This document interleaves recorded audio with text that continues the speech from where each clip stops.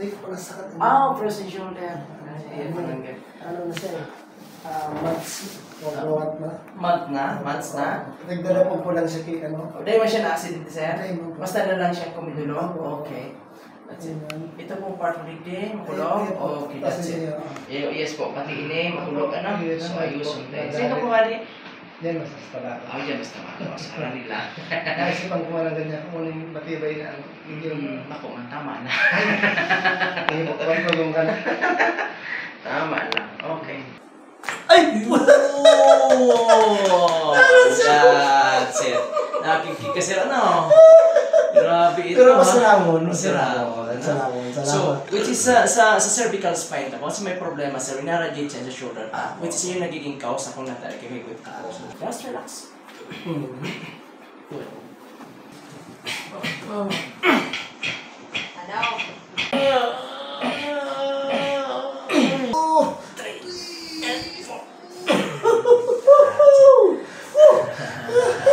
Pero sumasunod ako naman ako. Talaga sa Ang sunod mo sa session na rin? Once a week lang. Once a week lang. Kaysa lang, pipahingalo. Pahingalo, syempre 3 days recovery. 2 araw pahingalo. Then after 5 days, balik ka sa kuya. Not more than 10 days po. After 5 days, not more than 10 days. Saturday na lang.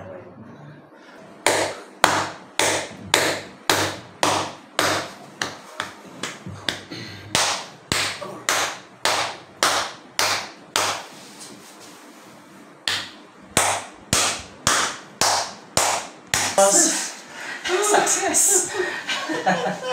Doon nakaluso aki. Mas okay? Okay na? Yes. Ay, kung ginawa ako. Sa panduang session, ako naman araw ka ng kulog na bigmati. Yan, promise. Kung ginawa ako. Ako? Di mo mong intro kita. Pwede na ako. Pwede.